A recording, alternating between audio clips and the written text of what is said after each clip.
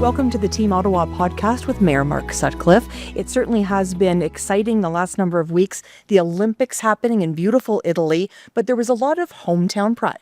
There was, absolutely. Did you watch the Olympics? I did, of course. Did you watch a lot of it? I did, yes, Okay. yes. A lot of the hockey, of course. Yeah, I didn't get to see a lot more than the hockey and the highlights of some of the medal wins by Canadian athletes. And then I watched a bit of the women's curling as well, because Ottawa's Rachel Homan and her team were in the curling tournament. They won a bronze medal. I know they would have liked to have won a gold. They're the world champions. We gave them the key to the city last year. They're wonderful, wonderful representatives of our city. But we're very, very proud of them winning the Olympic bronze medal.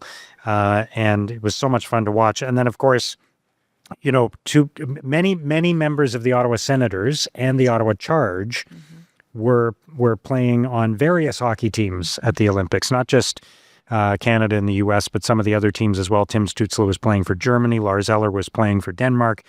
We got to see, unfortunately for Canadian hockey fans, we got to see Brady Tkachuk and Jake Sanderson win the gold medal for the U.S., but got to congratulate them, and they earned it. That's the way it is. So we were cheering for Canada, obviously, but maybe the fact that they've had that experience will help them lead the Ottawa Senators into a playoff spot.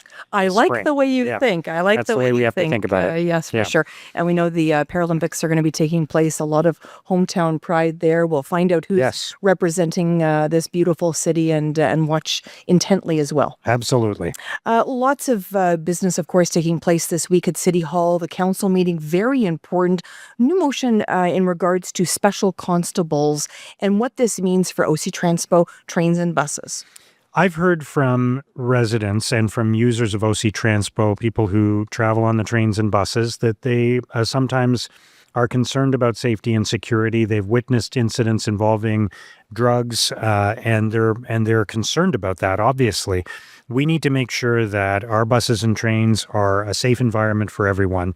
And so the provincial government, we have special constables, obviously, that work for OC Transpo, and they have certain powers and authorities, not at the same level as a police officer, but they have certain powers and authorities, and some of those have been bestowed by federal legislation, some of them by provincial legislation, and the provincial government is looking at some measures that would give a little bit more authority to special constables to deal with these situations, to ask someone to leave the bus if they're consuming drugs. It would give them the power to issue fines without necessarily arresting the individual. So it gives them a range of powers, just more tools that they can use. And I think for the safety and security of our passengers, this is really important. So there was a motion at City Council. There was a very productive debate, lots of questions asked about it, but we passed a motion just to indicate our support to the provincial government for this legislation that they're bringing forward in order to make our buses and trains safer for everyone. And I think it is definitely welcome news. And I know public safety is a big priority for you, Mayor. This is just one step in that direction. Talk to me a little bit about some of the other public safety initiatives that you've taken on. Yeah, and we're hiring more police officers, but one of the ways that we can make the city safer is by taking the police away from some of their responsibilities that they're currently doing and give them more time to do the main work that they need to do, right? So the police are spread very thin. Sometimes they're, at a construction site. Sometimes they're directing traffic, and sometimes they're working with demonstrations and protests in the downtown core or elsewhere. And in this case, this move to give a little bit more authority to special constables will mean in some cases we don't need to call a police officer. So that police officer can be busy working on another priority in the community. So we've worked very hard to invest more in policing, in paramedics, in firefighting. We've hired more firefighters, paramedics, and police officers during this term of council. It's a huge priority. We have a growing city. We have a very large city geographically. So we need more resources to keep the community safe.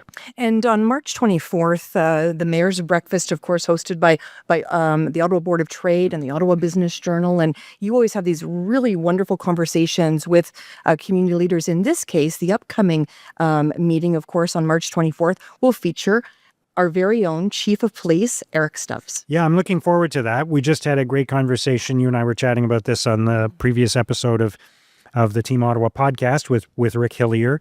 I don't think Eric Stubbs is going to swear as much as Rick Hillier. We don't need to bleep out parts of his message to the community, but I thought it was a really good opportunity to, this is in front of business and community leaders through the Board of Trade and the Ottawa Business Journal, a good opportunity to talk about public safety in our city and how we build a safer community for everyone. The chief has done a lot of work in this area. He's been here almost exactly the same amount of time I have, just over 3 years. He was sworn in, I think, 3 days after me. So I have a little bit of seniority on him, but it'll be a very productive conversation about how we keep our community safe, and that ties into many, many different things. It's not just about keeping the community safe for our residents, but for people who are visiting the city of Ottawa as well. Tourists and events that come to the city, they want to come to a place that is safe. That's part of the appeal of Ottawa, is it is a safe community. We need to maintain that and continue to draw people to visit. Wonderful. Registration is now open, so we look forward to seeing everybody that day for sure. We know February is a very important month in our community. Black History Month, of course, celebrated currently. And when I think about one of the most beautiful moments I've ever seen was an opportunity for Winston Cumberbatch to be recognized for his service as the first Black employee of OC Transpo back then, called, you always remind me what this was. Ottawa Transit Commission, OTC. Yeah. Yes. Yeah. And so he was recognized for his service. And it was just such a wonderful moment. It was. First of all, what a great gentleman. And I met his wife as well. And they told us the story about how they met on the bus. He was driving the bus, and she was a passenger on the bus. And they started chatting. And he said, we weren't supposed to do this, but I asked for her phone number, right? Yeah. So now they've been married, 50 years or something. Yeah. Wonderful story, and he's a very kind gentleman, and we were able to honor him as the first Black employee of what's now OC Transpo as part of Black History Month. And the other thing that's happening, there are many, many different events that I've been to during Black History Month, many very positive initiatives. It's been 40 years that Black History Ottawa has been a part of our community. Some great people, including June Gervin, who lead that organization. They do so many things to recognize Black leaders, and we have buses that are decorated with the images of some leaders from the Black community, some trailblazers. So I decided that it was an opportunity, the 40 years of Black History Ottawa, and I proposed to Black History Ottawa that they give us a list of 40 names of people from the Black community who have been leaders and trailblazers, who have contributed to the building of our city. The history of Black Ottawa goes back a couple hundred years, just like the city of Ottawa. And there have been so many great leaders and business owners and contributors to our community.